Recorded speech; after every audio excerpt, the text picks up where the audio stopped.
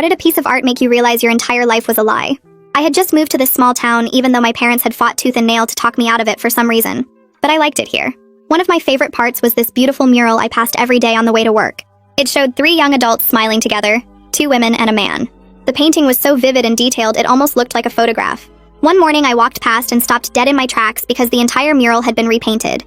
It was the same 3 people, but they all looked different. The man was taller and the women had different hairstyles. That afternoon I asked the woman at the coffee shop next door. "Oh, that mural gets updated every single year," she said. "Do you know the story behind it? 20 years ago there was a home invasion right here in town. A family with 4 kids. The oldest was at a sleepover that night. When he came home the next morning, both his parents were dead, and the 3 youngest kids were all missing. The police searched for months for the kids, but they never found any of them, and the case eventually went cold." I felt my stomach drop as I realized what she was telling me. The oldest sibling is the one who paints it. He never stopped looking for his siblings. He updates the mural every year to show what he thinks his siblings would look like now, hoping someone will recognize them. There's a website at the bottom if you want to read more about it. I went back to the mural after work and stood there for a long time looking at those 3 faces. I couldn't stop thinking about the mural over the next few days. I went to the website and read the whole story. The kids had been 4, 3, and 1 when they disappeared. I looked at the images again, and something about them felt strangely familiar, but I couldn't figure out what. I started walking past the mural twice a day instead of just in the morning. One afternoon, I was staring at the older woman when I noticed she had a small scar on her left knee in the painting. I pulled up my pant leg and looked at my own left knee where I had the exact same scar in the exact same place. My parents had always told me I got it falling off a bike when I was 7, but I'd never actually remembered that happening. I went home and started going through old boxes in my closet where I kept the few childhood items I had. I'd always thought it was weird that I didn't have any baby photos, and my parents said they'd lost them in a move years ago. I found my birth certificate and really looked at it for the first time in my life. The paper seemed newer than it should be for something that was supposed to be 24 years old. The next day, I called my mom and asked her to tell me again where I was born. She hesitated before answering. "You know this already. St. Mary's Hospital." I'd looked it up after our call and discovered that St. Mary's Hospital had closed 15 years ago. I called her back and asked what she remembered about when I was really little.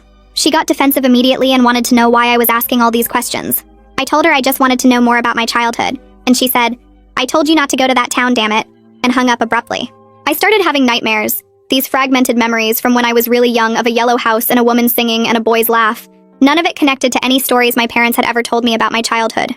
I looked at the mural again and realized the older woman in it would be 24 now, the exact same age as me. I found the contact information on the website and sent a message saying I thought I might know something about his siblings and asking if we could meet. He responded within an hour and we agreed to meet at a park the next day. He was in his early 40s with dark circles under his eyes and looked like he hadn't slept well in years. He said, "Did you see someone who looks like them?" I shook my head and told him this was going to sound crazy, but I thought I might actually be one of them. I told him everything about the scar and the missing photos and the fragmented memories and how my parents had desperately tried to stop me from moving here. He pulled out his phone with shaking hands and showed me a photo. This was my sister the week before it happened. The little girl in the photo had the same scar on her knee and looked exactly like me when I was young. "I need you to take a DNA test," he said with his voice breaking. "I need to know for sure." We went to a lab that afternoon and the results came back 3 days later. I was sitting in my apartment when he called and I could hear him crying when he spoke. "It's you. You're my sister. Your real name is Katie." For a while we just sat on the phone crying together. Then his voice changed and got more urgent. "Katie, there were 3 of you taken that night. If they raised you alone, where are our other brother and sister?" We stayed on the phone for what felt like forever, both of us just crying and breathing and trying to process what this meant. I could hear him on the other end, these broken sounds that matched my own, and it felt like we were connected by more than just phone lines. After maybe 20 minutes, he finally managed to speak through the tears and told me his name was Daniel. He asked if I remembered anything at all from before, from when I was little, and I had to tell him the truth. The memories were just pieces, fragments that didn't fit together. A yellow house, a woman singing, someone laughing. Nothing solid, nothing I could hold on to and say this is real, this happened. Daniel's voice got steadier as we talked, and he asked if we could meet again tomorrow because he had so much to show me. Photos of our parents, pictures of the house we lived in, things that might help me remember. I said yes immediately because I needed to understand who I was, who I'd been before everything got stolen. We hung up after making plans and I just sat there in my apartment staring at the walls. Everything around me suddenly felt fake, like I was living in a set designed for someone else's life. The furniture I'd picked out, the photos on my walls, even my own reflection felt wrong because none of it was built on truth. I'd spent 24 years thinking I knew who I was, and now I realized my entire identity was constructed from lies my parents told me. I picked up my phone again and called my adoptive mother. She answered on the first ring and her voice was shaking, so badly I could barely understand her hello. Before she could say anything else, I told her I knew the truth and asked her directly how she got me. She started crying immediately and begged me to let her explain in person, saying it wasn't what I thought, that there were things I didn't understand. But I couldn't do that. Couldn't sit across from her and listen to justifications for stealing someone's child. I told her no, we weren't meeting alone and that the police would be contacting her soon. She panicked then, her words coming out fast and desperate. She talked about how much she wanted a baby, how she couldn't have children of her own, how the person who arranged everything promised her I came from a mother who couldn't take care of me. She said they told her I needed a good home and she could provide that. I hung up while she was still talking because I couldn't process her excuses right then. The next morning, I was sitting at my kitchen table when my phone rang from a number I didn't recognize. A woman introduced herself as Detective Caroline Harvey from the local police department. She explained that Daniel had filed an official report, and she needed to talk to me. Her voice was professional but kind, not pushy or aggressive. She told me this case connected to an unsolved home invasion and double murder from 20 years ago. She needed to interview me formally and asked if I was comfortable coming down to the station. I said yes and drove there an hour later. At the police station, Caroline led me to a small room and started recording everything. She asked detailed questions about my childhood, what my adoptive parents told me about where I came from, when the fragmented memories started appearing. I told her about the missing baby photos, how my parents said they lost them in a move, but that never made sense. I showed her a photo of my birth certificate on my phone and pointed out how new the paper looked for something supposedly 24 years old. I explained how my parents had fought so hard to stop me from moving to this town, and how my mother had accidentally admitted on the phone that she knew something about it.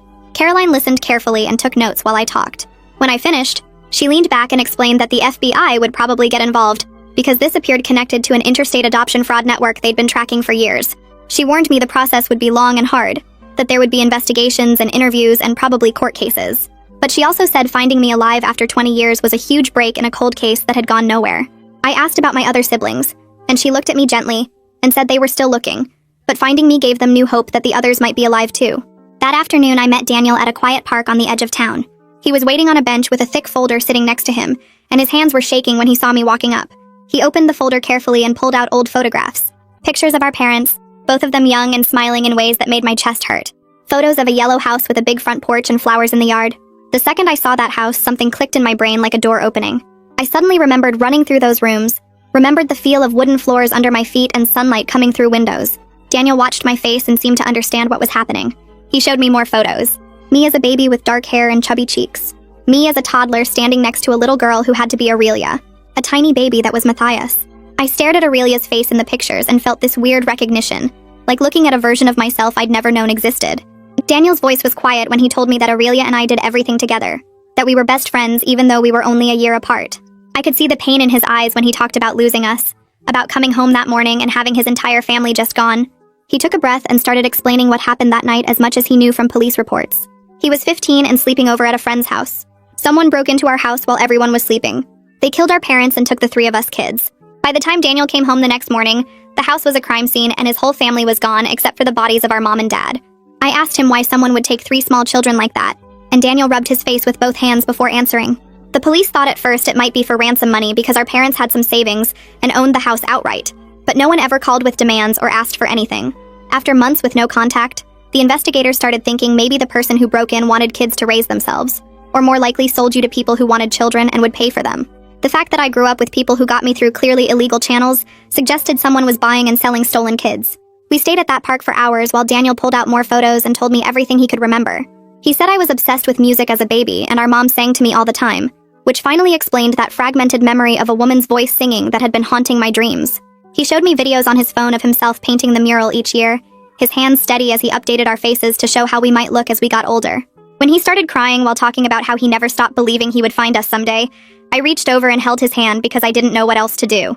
He told me about Aurelia and how we did everything together, how we would hold hands and refuse to be separated even for naps. He said baby Matthias laughed at everything we did, and our parents used to joke that he was the happiest baby they'd ever seen. Hearing these stories made me ache for memories I couldn't access, for a family I should have known, but was stolen from before I could form lasting memories. 2 days later, my phone rang while I was at work, and Caroline's name showed up on the screen.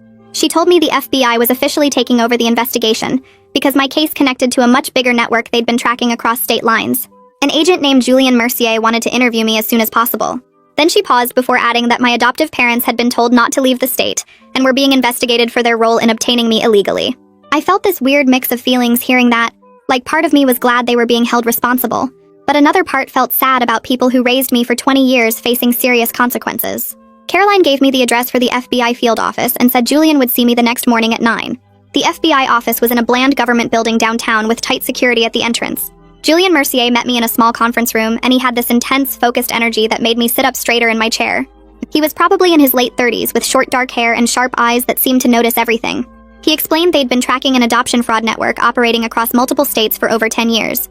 The network connected people willing to pay large amounts of money for children with individuals who could provide those children through various illegal means, including kidnapping. He said my case was the first time they'd been able to definitively link a kidnapped child to the network, which meant they finally had a real chance to take the whole operation down. Julian asked if my adoptive parents ever mentioned how much they paid for me, or who arranged the adoption.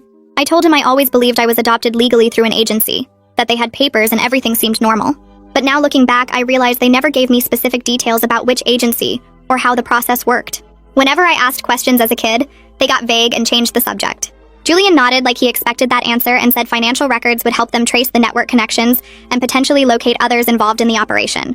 He asked about my childhood, whether I was treated well, if there were any signs my adoptive parents knew I was stolen. I admitted they were decent parents overall, nothing abusive or neglectful, which somehow made the whole situation more confusing. That evening, I met with a therapist named Marlene Yoshida, who Caroline recommended. Her office was in a quiet building with comfortable furniture and soft lighting that was probably meant to make people feel relaxed. Marlene had kind eyes and spoke in this calm, steady voice as she explained her specialty in recovered memory and identity trauma. She said my fragmented memories might become clearer now that I had context to fit them into, but I shouldn't force anything or assume everything I remembered was perfectly accurate. Memory is tricky, she explained, especially childhood memory, and our brains sometimes fill in gaps with things that feel real but aren't quite right. She wanted to work with me regularly to help process everything that was happening and figure out how to integrate both parts of my history into one coherent sense of self. During our session, I completely broke down and admitted I didn't know who I was anymore. The person I thought I was my entire life didn't actually exist, just a fake identity built on lies and stolen documents. But I also couldn't just become Katie from 20 years ago because I didn't remember being her. Didn't remember my real parents or that yellow house or anything substantial. I felt stuck between two identities with no solid ground under my feet. Marlene listened carefully and said this identity crisis was completely normal given what I was going through. She promised we would work through integrating both parts of my history, so I could be one whole person instead of feeling split in two. A week after the DNA confirmation, I was sitting in Marlene's office during our third session when something shifted in my brain. A memory surfaced with vivid, startling clarity. Not like the fuzzy fragments I'd been having, but sharp and detailed and real. I suddenly remembered Aurelia and me playing with colorful blocks on a carpeted floor in a sunny room. We were building a tower together and laughing when it fell down. Then Daniel came in and picked both of us up, one in each arm, and spun us around in circles while we shrieked with laughter and delight. I could feel the movement, hear our voices, sense the pure joy and safety of that moment. The memory was so clear and powerful that I started crying right there in Marlene's office because I could feel the love that existed in that house before everything was destroyed. I called Daniel the second I left Marlene's office, my hands shaking as I held the phone. I told him about the memory and described it in detail, the blocks and the sunny room and him spinning us around. His voice got thick with emotion as he confirmed that yes, he used to spin us around exactly like that. It was one of our favorite games. Hearing him confirm the memory made it feel even more solid and real, like I was finally accessing my actual past instead of just fragments and guesses. He sounded so happy that I was starting to remember things, but also sad about everything we lost and all the years we should have spent together as a family. That same afternoon, Caroline called with news about the search warrant they'd executed on my adoptive parents' house. Police found documents hidden in the attic inside a locked box my adoptive father kept. The papers showed my adoptive mother paid $75,000 to someone identified in the documents only as the intermediary.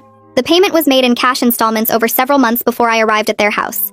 Caroline said this was exactly the kind of evidence they needed to trace the network and potentially find others involved.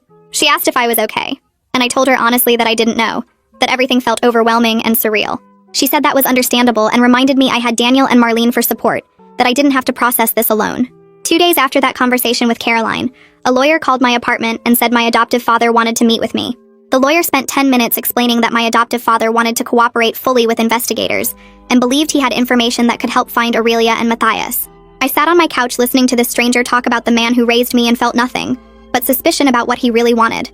When I told Caroline about the request, she said the meeting might actually be valuable for the investigation and suggested I agree, but only if she was present in the room. I called the lawyer back and set it up for the next afternoon at the police station. Walking into that interview room and seeing my adoptive father sitting there with his lawyer made my stomach twist. He looked older than I remembered, with more gray hair and deeper lines around his eyes. Caroline sat next to me while Julian stood against the wall with his arms crossed, watching everything. My adoptive father started talking immediately, his words coming out fast like he'd been practicing what to say. He told them the adoption network was much bigger than anyone realized, and pulled out a folder with names and addresses of other couples who got children through the same intermediary. He said there might be dozens of illegally adopted kids from different sources all connected through this one person. Julian's expression changed when he heard that, this grim satisfaction crossing his face because this information could break the whole network wide open. My adoptive father kept talking, explaining how the intermediary operated and how many people he knew were involved. He gave specific details about payments and meetings and how the false documents were created. I watched him provide all this information and wondered if he was trying to help or just trying to reduce his own sentence. Then he looked directly at me for the first time since I walked in and said he genuinely didn't know I was kidnapped. His voice got quieter as he claimed he thought my biological mother had given me up because of poverty or addiction. He said the intermediary provided false documents and told them a convincing story about rescuing children from terrible situations. Part of me wanted to believe him because it was easier than thinking he knowingly bought a stolen child. But another part of me wasn't sure what to believe anymore, or if it even mattered whether he knew the truth. Caroline contacted me 3 days later and asked me to come back to the station. She spread papers across the table between us and explained they were investigating all the names my adoptive father provided. They'd already confirmed that at least 3 other children in the network were reported missing from different states. The realization that this network destroyed multiple families made me feel physically sick.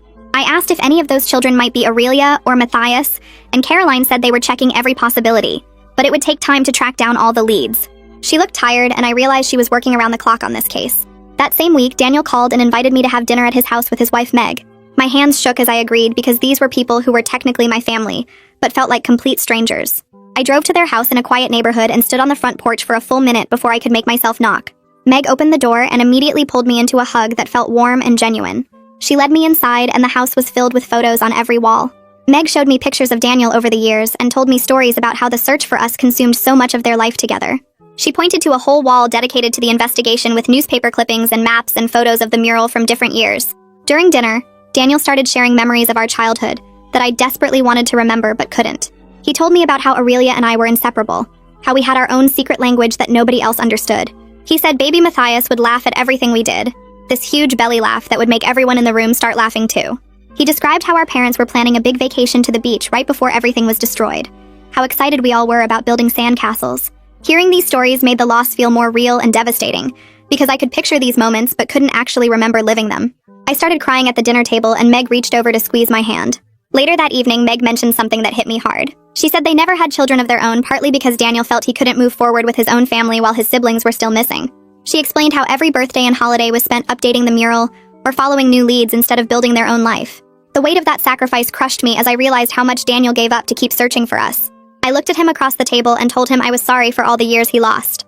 Daniel shook his head and his eyes filled with tears as he said finding me made everything worth it, that he'd do it all again without hesitation. 3 weeks after my DNA confirmation, my phone started ringing constantly with calls from reporters. The news media got wind of the story, and it became regional headlines about the kidnapped child found after 20 years. A reporter from the local news station contacted me asking for an interview about being the found kidnapping victim. I refused immediately because the thought of talking about this publicly made me want to hide. But Caroline called me that evening and suggested that publicity might actually generate leads about Aurelia and Matthias. She said someone out there might recognize them from age-progressed photos and come forward with information. I thought about it for 2 days before finally agreeing to a carefully controlled interview with specific conditions about what questions they could ask. The news interview aired on a Thursday evening, and I watched it at Daniel's house with him and Meg. The segment included photos of Aurelia and Matthias age-progressed to show what they might look like now at 23 and 21. Daniel and I both made public appeals asking anyone with information to come forward and provided the tip line number. Within an hour of the broadcast, Caroline called to say the response was overwhelming with dozens of tips already flooding the police hotline. She warned me that most would probably lead nowhere, but they'd investigate every single one. And I couldn't sleep that night thinking about all those calls and wondering if one of them might actually be real. 5 days after the news coverage, Caroline called with a lead that made my heart race. A woman had contacted the tip line saying she thought the age-progressed photo of Matthias looked exactly like a young man who worked at a grocery store in a city 3 hours away. Julian and Caroline drove there immediately to investigate and discovered the man was also adopted under suspicious circumstances around the same time I was. They collected a DNA sample after explaining the situation and told us the results would take a few days. Daniel called me every few hours during the waiting period, and we talked about what it would mean if it was really him, whether he'd have any memories of us, how we should approach meeting him if the DNA matched. The next 3 days felt like 3 years, and I kept checking my phone every 5 minutes even though I knew the lab would call Caroline first. I tried to go to work, but I couldn't focus on anything, and my boss finally told me to just take the rest of the week off because I was useless anyway. Daniel called me every single day, sometimes twice, and we'd talk for hours about what it would mean if the DNA matched. We discussed whether the young man would have any memories of us or the kidnapping, how we should approach meeting him if he was really Matthias, whether we should tell him everything at once or let him process it slowly. I felt like I was pulled in two different directions at the same time, terrified that it wouldn't be him, but also scared about what it would mean if it was. On the morning of the third day, Caroline called and I answered so fast I almost dropped my phone. She told me the results were back and asked if I could come to the station. I drove there going way too fast, and Daniel met me in the parking lot because Caroline had called him too. We walked in together holding hands like little kids and sat down in her office. Caroline looked at both of us with this expression that made my stomach drop, and she said the DNA results came back negative. The young man at the grocery store wasn't Matthias, just someone who happened to look similar to the age progression drawing. I felt something break inside my chest, and next to me, Daniel made this sound like he'd been punched. Caroline kept talking about how this is how investigations work, that you follow leads until one finally pays off, that this setback doesn't mean we won't find him. But I could barely hear her over the ringing in my ears because I'd let myself hope so much, and now that hope was just gone. Daniel and I sat in his car in the parking lot for almost an hour afterwards, both of us crying and not talking. When I finally got home, I called Marlene and asked if I could see her that day, instead of waiting for our regular appointment. She agreed, and I showed up at her office 2 hours later with swollen eyes and a headache. I told her about the negative DNA results, and how the disappointment felt like it was crushing me. She listened and then started asking me questions about my feelings toward my biological parents, who I don't remember, and my siblings who I'm desperate to find. I admitted that I felt like I was mourning people I never really knew, that I was grieving for a family and a childhood that only exists in fragments and other people's memories. Marlene helped me understand that grief doesn't require perfect memories, that losing something you never got to have is still a real loss. We talked about my adoptive parents, and she said something that surprised me. She told me my feelings toward them could be complicated and messy, that I could acknowledge they raised me and I have some love for them, while also recognizing they participated in something deeply wrong. And I didn't have to choose between completely hating them or completely forgiving them, because real feelings about real people are never that simple. Over the next few weeks, I threw myself into therapy sessions with Marlene twice a week instead of once. We worked through layers of complicated emotions about identity and belonging and family. She gave me exercises to help process the trauma and techniques to manage the anxiety that kept waking me up at 3 in the morning. 6 weeks after the initial confrontation with my adoptive parents, my adoptive mother's lawyer contacted me asking if I would be willing to meet with her. I talked it over with Marlene and Daniel and Caroline, and finally decided I needed to hear what she had to say. We arranged to meet at a neutral location with both lawyers present. When my adoptive mother walked into the room, she looked terrible, like she hadn't slept in weeks. Her hair was greasy, and she'd lost weight, and there were dark circles under her eyes that reminded me of Daniel's. She sat down across from me, and her hands were shaking. Her lawyer started talking, but she interrupted him and looked right at me.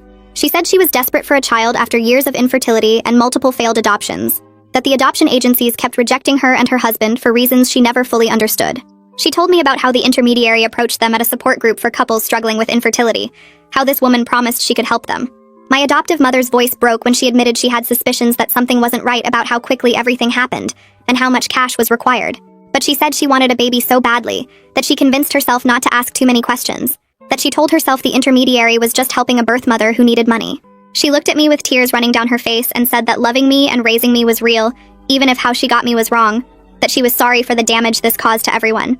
I sat there listening and feeling this complicated mix of anger and sadness and something that might have been pity. I told her I wasn't ready to forgive her, and might never be ready. But I also said I needed time to process everything and figure out what kind of relationship, if any, we could have going forward. She nodded and said she understood, that she would cooperate fully with investigators and accept whatever consequences came. Her lawyer looked relieved that I wasn't screaming or making threats. After she left, I sat in my car for a long time trying to sort through my feelings. 2 weeks later, Caroline called with news that made my heart race. Julian had broken a major lead in the network investigation. They'd located and arrested the intermediary who arranged multiple illegal adoptions, including mine. The woman was in her 60s now and initially refused to cooperate with investigators. But when Julian showed her the evidence they'd collected and explained the charges she was facing, she agreed to provide information in exchange for a reduced sentence. She confirmed she was paid by the people who kidnapped us to find buyers for 3 small children. She gave them names and details about the network that stretched across multiple states. Julian said they were already making more arrests based on her information. 3 days after that arrest, Caroline called again, and this time her voice sounded different, more careful. She asked if I could come to the station because they had new information about Matthias. I called Daniel immediately, and we met at the police station within an hour. Julian was there too, and he had a file folder in front of him. He told us the intermediary had provided details about where she delivered Matthias 20 years ago to a couple in another state.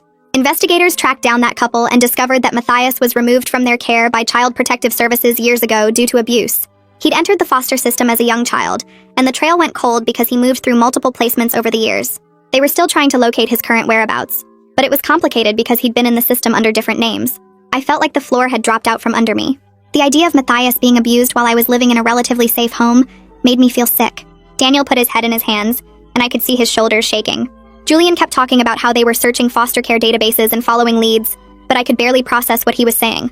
When I got home that night, I couldn't get out of bed. I called in sick to work the next day and the day after that. I kept thinking about a little boy being hurt and scared with no family to protect him. Daniel called and we talked on the phone for hours, both of us crying and trying to support each other through the horror of what we'd learned. He told me he felt like he'd failed Matthias by not finding him sooner. I told him it wasn't his fault, but I knew he didn't believe me because I was struggling with the same guilt. I made an emergency appointment with Marlene and told her about the survivor's guilt that was eating me alive. She listened and then said something that cut through the fog in my brain. She told me that none of this was my fault, that I was a victim too, even if my experience was different from Matthias's. She said that falling apart wouldn't help find him or Aurelia, that I needed to stay functional, so I could be there when we finally located them. She gave me tools to manage the guilt and the intrusive thoughts about what Matthias might have suffered. We worked on separating what I could control from what I couldn't, on focusing my energy toward the future instead of drowning in the past. 2 weeks after that therapy session, Julian called Daniel with an update about the foster system search. The record showed Matthias had aged out of care when he turned 18 and had been living under a different last name that one of his foster families gave him. Julian found a current driver's license and address in a city about 6 hours away from here. He said they were sending local police to make contact and confirm it was really him before getting our hopes up again. I spent those next 3 days barely sleeping, jumping every time my phone rang. Daniel called me twice a day just to check in, and we'd talk for hours about what it would mean if this was really Matthias, whether he'd remember anything, how we should handle meeting him. On the third day, Caroline called and I knew from her voice before she even spoke that it was good news. She told me they found him and the DNA test came back as a match.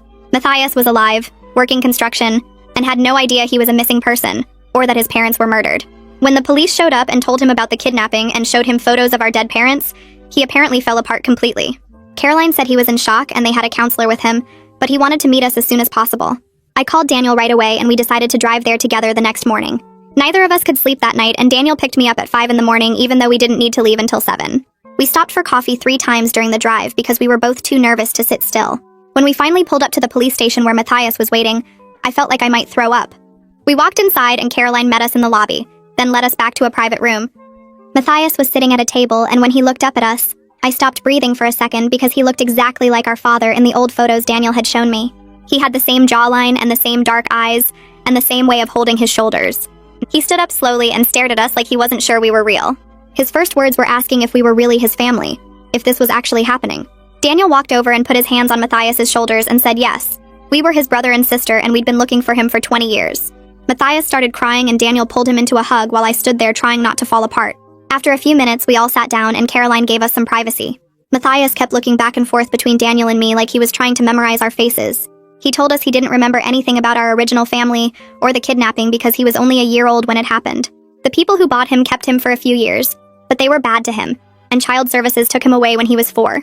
He spent the rest of his childhood bouncing between different foster homes, and most of them were either neglectful or abusive.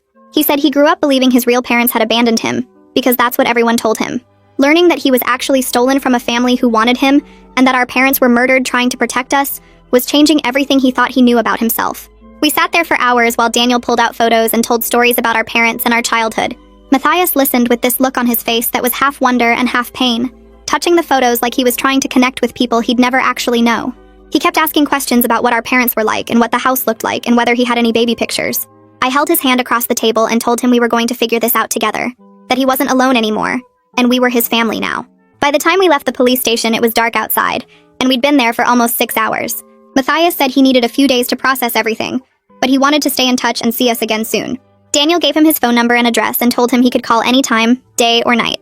On the drive home, Daniel and I were both quiet for a long time, just trying to process that we'd actually found Matthias after all these years. A week later, Julian contacted us about new developments in finding Aurelia. The intermediary had finally provided information about the couple who bought her 20 years ago. The investigators tracked them down and discovered they'd moved to another state years ago. When police interviewed them, they claimed Aurelia had run away when she was 16, and they never reported it, because they were scared of getting caught for the illegal adoption. This couple admitted they treated Aurelia badly during her childhood with them. They said she was rebellious and angry and they couldn't control her. They had no idea where she went when she left and they didn't even try to find her. Julian told us he was furious at their negligence and they were arrested right away, but we still had no idea where Aurelia was now, or even if she was still alive.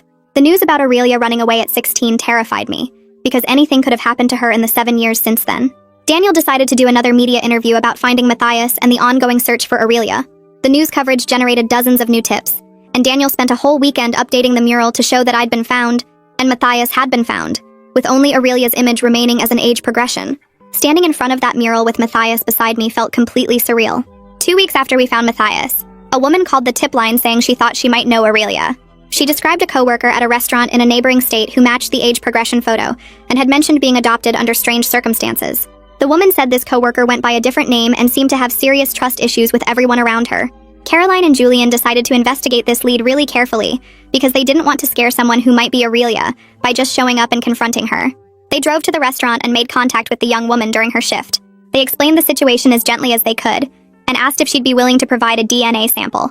Caroline said the woman was suspicious and scared at first, but after they showed her photos of our murdered parents and explained the whole story about the kidnapping, she agreed to the test. The waiting for those DNA results felt like the longest 3 days of my life.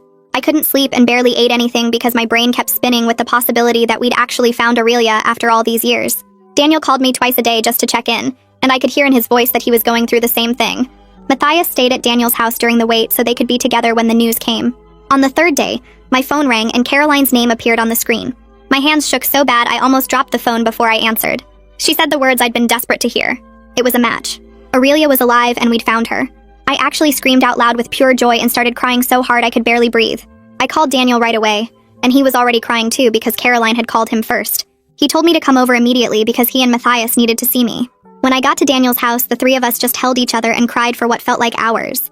After 20 years of loss and searching and not knowing, we were all accounted for.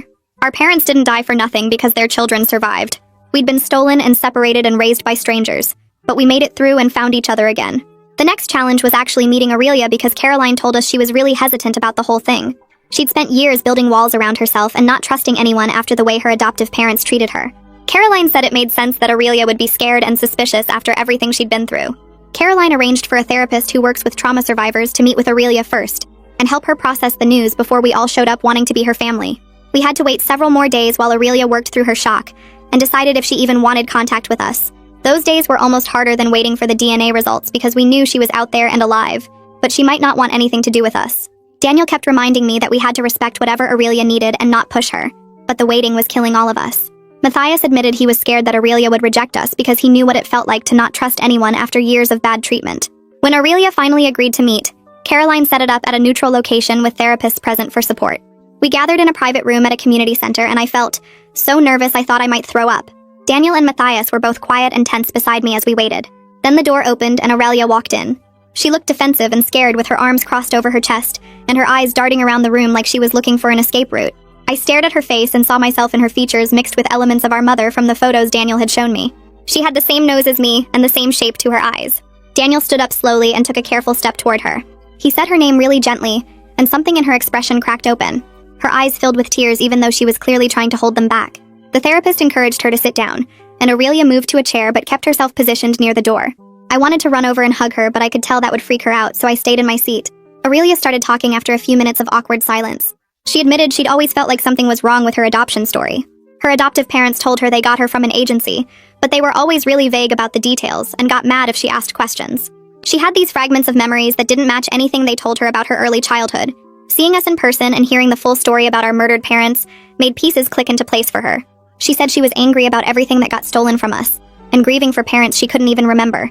But she also seemed relieved to finally have real answers and actual family, instead of the people who bought her and then treated her like garbage. She looked at me and said we had the same mouth and the same hands. I held up my hands next to hers and she was right. Our hands looked almost identical. Matthias showed her a scar on his arm and asked if she remembered him falling off a bike when we were little. Aurelia stared at the scar for a long time and then said maybe she did remember something like that, but she wasn't sure if it was real or just her brain making things up. The four of us sat together for hours that first day. Daniel brought out the folder of photos and documents he'd been carrying around for weeks. He told stories about our parents and what our house was like, and what he remembered about each of us as little kids. Matthias, Aurelia, and I listened like we were starving for this information about where we came from. We compared our fragmented memories and experiences and found connections we didn't expect. Aurelia remembered a yellow room with sunlight coming through the windows. I remembered the same room. Matthias couldn't remember the house at all, but he said hearing us describe it made him feel something. Daniel showed us photos of Aurelia and me as toddlers playing together in the backyard. We were holding hands in one picture and had matching overalls on. Aurelia stared at that photo for a really long time, and then said she thought she remembered me. She said she remembered us being together all the time and feeling safe when we were playing. I started crying again because having someone else remember even a tiny piece of our real childhood made it feel more real. Over the following weeks, we met regularly as a family and started the slow process of actually building relationships. It was really complicated because we were basically strangers who just happened to share DNA and a terrible history. We didn't know each other's favorite foods or what kind of music we liked or how we spent our free time. Aurelia was still pretty guarded, and sometimes she'd cancel plans at the last minute because she got overwhelmed. Matthias struggled with anger about his foster care experiences, and sometimes that anger came out at weird times. I was dealing with my own mess of feelings about my adoptive parents and what they'd done. But there was also this connection between us that none of us had felt before with anyone else. When we were together, something just clicked into place. We belonged to each other in a way that went deeper than just knowing someone. Daniel said it was like we recognized each other on some level that went beyond memory. Meg welcomed all of us into her and Daniel's home for regular family dinners. She cooked these huge meals and set the table with 5 places, and it felt both strange and right to be sitting around a table as a family. Meg told me privately that she was so happy to see Daniel finally have his siblings back after all these years of searching. She said the search had consumed so much of their life together, and she'd started to worry he'd never find closure. Now she was watching him laugh and joke with us, and she could see the weight lifting off his shoulders. Daniel admitted during one dinner that having us back was the best thing that ever happened to him, but he also felt this deep grief that our parents never got to see this reunion. He said our mom and dad would have been so proud of how we all survived and found our way back to each other. We raised our glasses in a toast to our parents, and I felt this connection to people I'd never really known, but who died trying to protect us.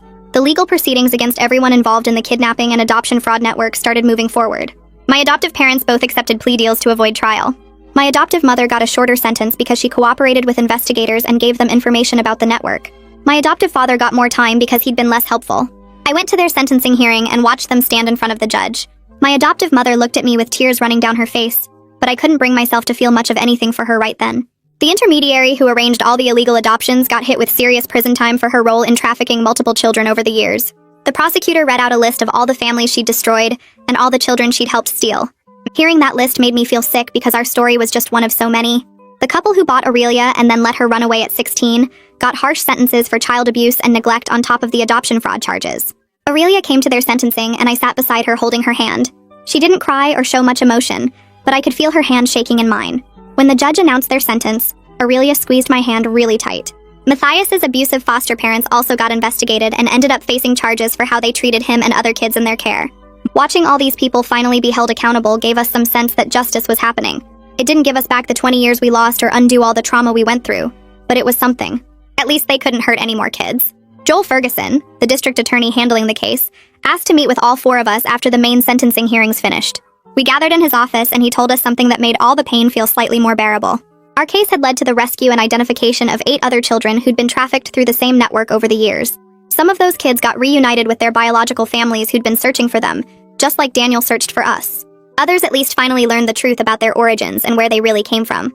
Joel said our willingness to come forward and testify and share our story publicly had broken the whole network open. Without us, those other 8 kids might never have been found. Knowing that our nightmare helped save other people and reunite other families made me feel like maybe something good came out of all this horror after all. 6 months passed and Daniel arranged for all 4 of us to meet at the cemetery where our parents were buried. I drove there on a cold morning in early spring and found Daniel, Matthias, and Aurelia already waiting by the graves. Daniel had brought flowers for each of us to place, white roses that he said were our mother's favorite. We stood in a line looking at the 2 headstones with our parents' names and the dates that marked when they died trying to protect us. I placed my roses on our mother's grave and felt this weird mix of grief for someone I couldn't really remember, but who I knew had loved me. Matthias went next and his hands shook as he set down his flowers. Aurelia took longer, standing there staring at the graves like she was trying to will back memories that wouldn't come. Daniel placed his roses last, and then he put his arms around all 3 of us, and we stood there together promising out loud that we'd honor their memory by being the family they wanted us to be. The wind picked up and scattered some petals across the grass, and I thought about how our parents never got to see us grow up, but at least we found each other. Marlene scheduled regular therapy sessions with all 4 of us both individually and as a group. I went to her office every week and we worked through the complicated mess of feelings I had about everything that happened. Matthias came to some of the group sessions, and I could see how angry he was about the foster homes he'd been stuck in, the families who hurt him when they were supposed to take care of him. He'd clench his fists when talking about it and sometimes had to leave the room to calm down. Aurelia struggled with trusting any of us, even though the DNA proved we were family. She'd sit in therapy with her arms crossed and give short answers until Marlene would gently push her to open up more. I spent sessions talking about my adoptive parents and how I didn't know what to feel about people who raised me, but also stole me from my real family. Marlene helped me understand that having mixed feelings was normal, and I didn't have to choose between hating them completely or forgiving them completely. During one group session, Daniel admitted something that clearly had been eating at him for a while. He said that finding us was the best thing that ever happened to him, but he also felt guilty about all the years we suffered while he was safe. His voice cracked when he talked about how Matthias got abused in foster care, and Aurelia ended up on the streets, and I grew up with people who bought me like I was property. Meg reached over and took his hand and told him he couldn't blame himself for what happened when he was just a teenager who lost everything too. Marlene backed her up and explained that Daniel was also a victim, a 15-year-old kid who came home to find his parents dead and his siblings gone. She said he'd spent 20 years searching and never gave up, and that's what mattered. Matthias spoke up and said none of us blamed Daniel for not finding us sooner. Aurelia nodded in agreement, and I told Daniel that he saved us by never stopping the search, by painting that mural every year until I finally saw it and recognized myself. As we got closer to the 1-year anniversary of when I first walked past the mural and stopped to really look at it, Daniel called me with an idea. He wanted to paint a new mural, but not another age progression of what he imagined we looked like. This time he wanted to paint us as we actually were now, all 4 siblings together, to show that we survived and found each other. He said the old mural had been about hope and searching, but the new one would be about reunion and survival. I loved the idea immediately, and called Matthias and Aurelia to tell them about it. Matthias thought it was perfect, and Aurelia agreed after thinking about it for a minute. We met outside the coffee shop on a sunny afternoon to take the photo that would be the basis for the new mural. Daniel set up his camera on a tripod and positioned us carefully. He stood in the middle since he was the oldest, with Matthias on one side and Aurelia and me on the other. We all had our arms around each other, actually touching and connected. Daniel set the timer and ran to get in position, and we all smiled for the camera.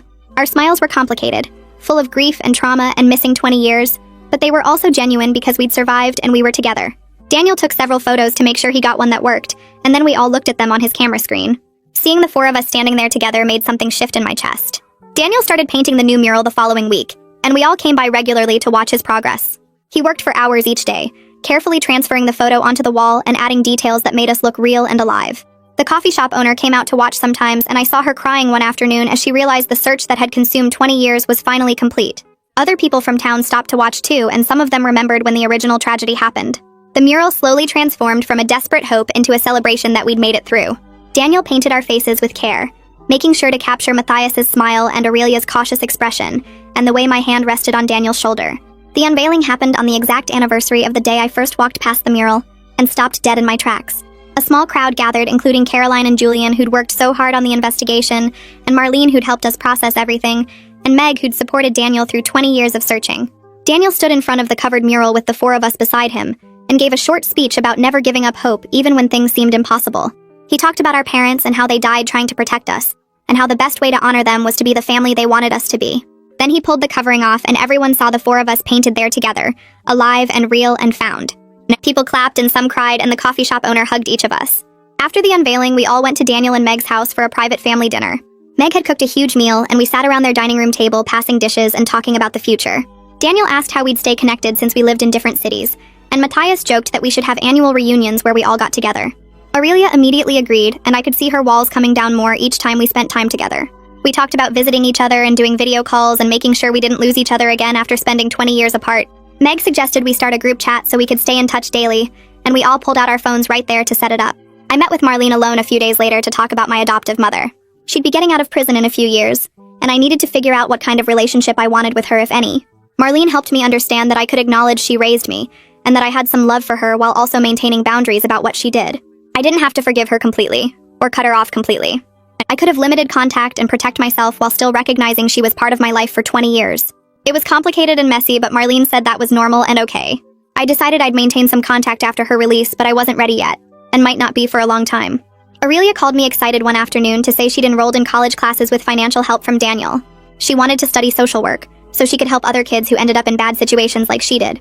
Matthias started seeing a therapist regularly to work through his foster care trauma and got a better job with benefits. I kept going to my own therapy and started volunteering with an organization that helped trafficking victims. Turning my pain into something that could help other people made me feel like maybe all the horrible things that happened could lead to something good. We were all building more stable lives and healing slowly, and we had each other to lean on when things got hard. A few months later, the 4 of us took a road trip together to see the house where we lived before everything happened. Daniel drove and Matthias sat in front while Aurelia and I were in the back seat. Nobody talked much on the way there because we were all nervous about what this would feel like. When we pulled up to the address, I recognized it immediately from my fragmented memories, even though it had been painted a different color, and the yard looked completely different. We all got out of the car and stood on the sidewalk just staring at it. The current owners had added a porch and changed the windows, but the basic shape was the same. Aurelia grabbed my hand and squeezed it hard. Matthias walked closer and touched the mailbox like he was trying to connect with something he couldn't remember. Daniel's eyes were wet when he pointed to an upstairs window and told us that was our parents' bedroom. We stood there for almost an hour just looking and remembering what we could. I had more memory flashes of running through rooms and playing in that yard. Aurelia said she remembered a tire swing that used to hang from the big tree, but it was gone now. We held hands in a circle on the sidewalk, and Daniel said we needed to promise to keep our parents' memory alive by telling their story and being the family they wanted us to be. We all agreed, and stood there together feeling connected to them and to each other. A few weeks after that visit, Daniel showed up at my apartment with a wrapped package. He'd painted a smaller version of the reunion mural for each of us to keep in our homes. I unwrapped it carefully, and saw the four of us painted there together, just like the big mural downtown. When I hung it on my living room wall, I stood back and looked at all our faces. The mix of emotions hit me hard because we'd lost so much time and carried so much pain from what happened to us. But we'd also found each other against impossible odds, and that mattered more than anything else. I texted my siblings a photo of the painting on my wall, and they all sent back pictures of theirs hanging in their places too. 1 year after I first discovered the truth, I went back to the big mural downtown on the anniversary. I stood there looking at the four of us painted together and realized something had shifted inside me. I wasn't just the person my adoptive parents raised under lies anymore. I was also Katie who came home to her real family. Both parts were true, and both parts made me who I was now.